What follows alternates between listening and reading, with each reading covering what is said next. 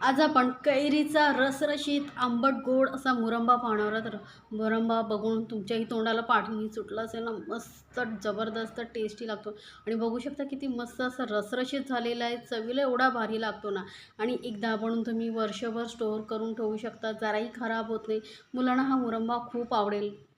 टिफिनमध्ये देण्यासाठी ही एक उत्तम पर्याय आहे. काही भाजी नसेल, पोळीबरोबर एकदम उत्तम असा हा मुरंबा लागतो. तर एकदा नक्की बनवून पहा आणि मला सांगायचं बरं का, तुम्हाला ही रेसिपी कशी वाटली. याआधीही माझ्या चॅनलवरती वळवणाचे पदार्थ भरपूर आहेत, ते तुम्ही पाहू शकता. लिंक मी डिस्क्रिप्शन बॉक्समध्ये देते.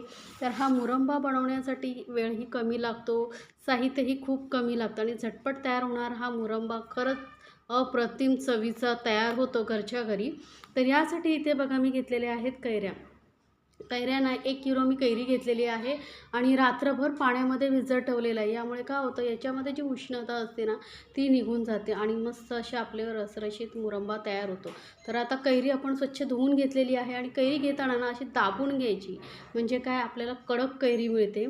जास्त पिकलेली कैरी आपल्याला घ्यायची नाही आहे. आणि आता हे कैरी जी आहे आपण धुवून घेतल्यानंतर त्याला पुसून घ्यायचं आहे. कोरडी स्वच्छ करून घ्यायची. लक्षात ठेवा, यामध्ये पाणी अजिबात आपल्याला वापरायचं नाही आहे, नाहीतर काय होतं आपला मुरंबा लवकर खराब होऊ शकतो. तर कॉटनच्या कापडाने आपण याला पुसून घेऊया. एक एक कैरी छान अशी पुसून घ्यायची. तेव्हा कैरी व्यवस्थित पुसून घ्यायची आहे. आता आपल्या कैऱ्या ज्या आहेत पुसून झालेल्या आहेत. आता काय करायचं आपल्याला, ह्याला एक एक कैरी घ्यायची आणि हा वरचा जो देठाकडचा भाग आहे ना तो आपल्याला काढून टाकायचा आहे. याला डीग भरपूर असतो, त्यामुळे तो अलगद वरच्यावर काढून टाकायचा. आणि याची जी सालं आहेत ती आपल्याला एखाद्या सुरीच्या साहाय्याने किंवा पिलरच्या साहाय्याने पटापट काढून घ्यायची आहेत. कैरीची सालं काढणं खूप गरजेचं आहे. सालासहित मुरंबा बनवला जात नाही, लक्षात ठेवा. सालं काढूनच मुरंबा बनवतात. त्यामुळे याची सालं जी आहेत मी काढून घेते. तिन्ही कैरींची सालं काढून घेतल्यानंतर याला आपल्याला किसून घ्यायचं आहे. ते इथे बघा मी मध्यम अशी किसणी घेतलेली आहे. तुम्हाला आता किस कसा जाड हवा आहे, बारीक हवा आहे, त्यानुसार तुम्ही किसणी घेऊ शकता.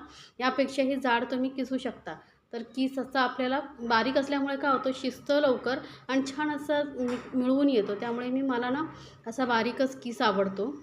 तर हे बघा मी किसणीवरती हा जी कैरी आहे छान अशा किसून घेते. जास्त वेळ लागत नाही, पटापट किसला जातो. पण एकदा तुम्ही बनवून पहा, खरंच खूप जबरदस्त टेस्टी लागतो. मुलांना कधी कधी काय होतं, पोळी भाजी खाऊन कंटाळा येतो, मग असं मुरंबा वगैरे दिला ना तर चटपटीत खूप छान लागतं. तर किसून झाल्यानंतर एका कप घ्यायचा, त्याने आपल्याला हा कैरीचा किस आहे मापून घ्यायचा आहे. तर थोडंसं असं दाबून दाबूनच घ्यायचा, म्हणजे काय होतं आपल्याला साखरेचं प्रमाण यामध्ये जो गोडा आपण घालणार आहोत त्याचं प्रमाण परफेक्ट कळतं. वजनाप्रमाणे घेतला गोडाचं प्रमाण तर काय होऊ शकतं, जास्त होऊ शकतं, कारण त्याची सालं आपण काढून टाकतो, त्याची कोय असते ती काढतो. त्यामुळे असं मापून घ्यायचं. तर काय वाटीच्या हिशोबाने बघा 1-2 वाट्या पूर्ण भरलेल्या आहेत आणि थोडंसं पाव वाटी झालेला आहे आपला किस, म्हणजे आपल्याला साखरेचं प्रमाण कळतं. आता कढई ठेवलेली आहे. कढई व्यवस्थित तापली का यामध्ये घालायचं 1 चमचा तूप. तूप घातल्यामुळे काय होतं, आपले जे मुरंबा आहे ना मस्त असं शाईन येते, छान येते आणि रसरशीत असा चकाकी येते त्याला. तर तूप तापलं की यामध्ये ना आपल्याला घालायचे 2 छोटे दालचिनीचे तुकडे आणि 4 अशा मी लवंग्या घेतलेल्या आहेत, फुलासहित घ्यायच्या आणि थोडंसं तुपामध्ये परतायचं. हे लवंग आणि दालचिनीचा जो स्वाद आहे ना मुरंब्यामध्ये खरंच अप्रतिम लागतो. तर एकदा नक्की बनवून पहा. जास्त मसाल्याकडे काहीही घालायची गरज नाही आहे, फक्त दालचिनी लवंग घालायचा, दुसरा कुठलाही मसाला आपण इथे घालणार नाही आहे. तर आता जो आपण कीस घेतला होता तो घालून घ्यायचा आहे. गॅस एकदम मीडियमवरती ठेवायची आणि कीसनं आपल्याला हा तुपामध्ये छान 2-3 मिनटं परतून घ्यायचं आहे. यामुळे काय होतं, जी कैरी आहे त्याचा ओलसरपणाही छान कमी होतो आणि मस्त फ्लेवर येतो तुपामध्ये परतवल्यामुळे. मुरंबा टेस्टी लागतो. तर बघा गॅस एकदम कमी ठेवलेला आहे. आता इथे मुरंबा बनवण्यासाठी काय करायचं आपल्याला, हा मी ट्रायपॅनचा पॅन कढई घेतलेली आहे किंवा नॉनस्टिक घ्यायचं आहे.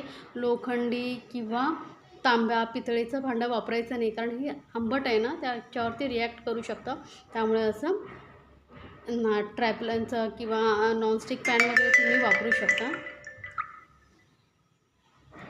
तर आता हे बघा 2-3 मिनटं की चांगलं परतून घेतल्यानंतर यामध्ये आता घालणार आहे साखर. ते 1 वाटी पूर्ण मी ही साखर घातलेली आहे आणि दुसरी जी आहे वाटी पाऊण वाटी घेतलेली आहे. तर पुढे का ते मी तुम्हाला सांगते. यामध्ये आपण घालणार आहोत आता गूळ. तर इथे मी अर्धा कप गूळ घेतलेला आहे. तर लक्षात ठेवा आपलं एक आणि पाऊण कप मी साखर घेतलेली आहे आणि अर्धा कप गूळ घेतलेला आहे. कारण आपलं 2 कप आणि पाव कप असं कैरीचा किस झालेला आहे. त्या हिशोबाने मी इथे 2 कप साखर आणि अर्धा कप गूळ घेतलेला आहे. आता गुळामुळे काय होतं माहिती आहे, मुरंब्याला कलरही खूप छान येतो आणि चवही खूप छान येते.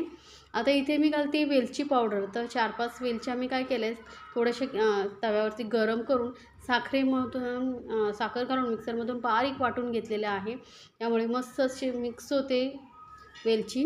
आणि वेलची नक्की घाला. वेलचीचा जो स्वाद येतो ना, सुगंध येतो मुरंब्यामध्ये खरंच अप्रतिम. म्हणजे वेलची, दालचिनी, लवंग या सर्व जे पदार्थ घातल्यामुळे मुरंबा टेस्टी लागतो. नाहीतर जर तुम्ही फक्त कैरी आणि साखर गूळ घालून बनवलात ना, तर तो जो फ्लेवर पाहिजे ना मस्त असा तो येणार नाही. तर थोडंसं नक्की घालून बघा. आता हा बघा मस्त गुळामुळे कलर बघू शकता किती छान आलेला आहे. पूर्ण आपण गूळ नाही वापरायचा. पाहिजे असेल तर तुम्ही अर्धा गूळ अर्धी साखर वापरू शकता. साखरेमुळे मस्त रसरशीतपणा येतो. आता गॅस मीडियमवरती ठेवून मी याला 5 मिनटं शिजवून घेतले आणि चेक करायचे. बघा अजून ना असा चिपचिपीत लागतोय, पण असा हलकीशी तार येत नाही आहे. त्यामुळे अजून 5 मिनटं आपण गॅसवरती याला शिजवून घेऊया. जास्त वेळ लागत नाही मुरंबा बनवण्यासाठी. 10 ते 15 मिनटामध्ये तुमचा मुरंबा जो आहे तयार होतो. गॅस मीडियमवरती ठेवायची, फास्ट ठेवायची नाही आहे. आता परत 5 मिनटं झालेली आहे, चेक करते. तर बघू शकता हलकीशी अशी तार येते. म्हणजे आता आपला मुरंबा तयार झालेला आहे. असा रसरशीतच मुरंबा ठेवायचा आहे बरं का.